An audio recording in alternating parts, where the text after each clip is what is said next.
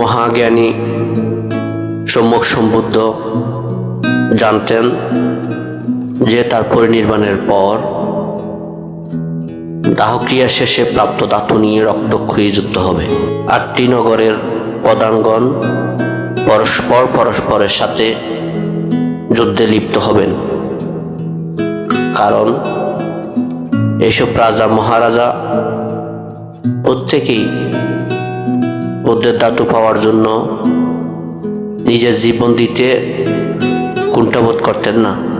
কিন্তু বুদ্ধ যদি কুশিনারায় পরিনির্বাপিত হন, তবে একজন ব্যক্তি আছেন যিনি এই যুদ্ধ থামাতে পারবেন।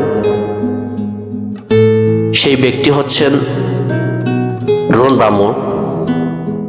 এই দ্রোণ ব্রাহ্মণ ছিলেন নামকরা অধ্যাপক।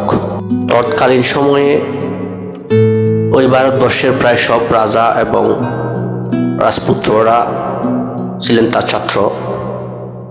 একমাত্র তিনিই পারবেন এই যুদ্ধ রোধ করতে, কারণ ওই সময়টাতে দ্বিতীয় কোনো ব্যক্তি ছিল না যাকে 8টি দেশের রাজারা মান্য করবেন, যার কথা মন দিয়ে শুনবেন।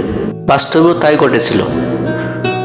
বুদ্ধের দেহক্রিয়া শেষে দেহ থেকে প্রাপ্ত ধাতুসমূহ চুরি হয়ে যাবে বলে মল্লরাজগণ সশন্য পাহারা বসায় ধাতুসমূহ রক্ষা করতে।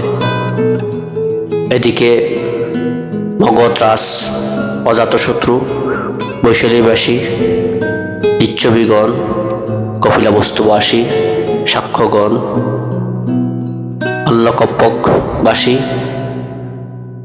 বুলয়রাজগণ, গ্রামের কুলীয়গণ, বেট্টদ্বীপবাসী ব্রাহ্মণ, পাবাদেশস্থ মল্লগণ আলাদা আলাদাভাবে দূতসহ বার্তা পাঠায় মল্লদের কাছে বুদ্ধের ধাতুসমূহ তাদেরকে দিয়ে দেওয়ার জন্য।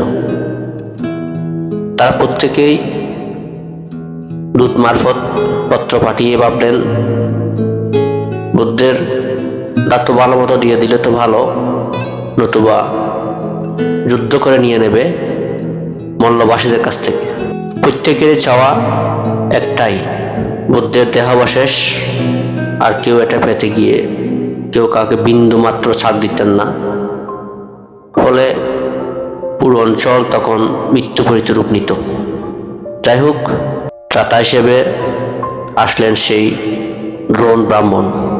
তাদের যুদ্ধের জন্য সহস্রাব থেকে দ্রোণ ব্রাহ্মণ উচ্চস্বরে বললেন, আমাদের বুদ্ধ সতত শান্তিবাদী ছিলেন, তার অস্থি নিয়ে যুদ্ধ করা কোনো অবস্থাতে কাম্য নয়। তার ধাতু নিয়ে যুদ্ধ করা আর বুদ্ধকে অসম্মান করা একই কথা। তিনি প্রস্তাব করেন, ধাতু নিয়ে যুদ্ধ না করে প্রাপ্ত ধাতু সমূহকে সমান ভাগে ভাগ করে নেওয়ার জন্য সবাইকে।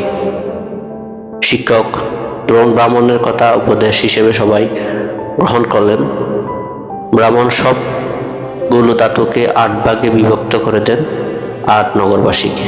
মহাপরিনির্বাণ সূত্রে তথাগত সম্যক সম্বুদ্ধের মহাপরিনির্বাণ সংক্রান্ত আরও অনেক কারণ এবং তথ্য বিশ্লেষণ করা আছে। সেখানে স্পষ্টভাবে উল্লেখ করা আছে বুদ্ধের বিভিন্ন কারণসমূহ এবং বিভিন্ন তথ্য সংবলিত ঘটনাসমূহ। আমরা সমগ্র বৌদ্ধ বিশ্ববাসীগণ বুদ্ধের মহাপরিনির্বাণকে সাধুবাদের সহিত অনুমোদন করি। সাধু সাধু সাধু।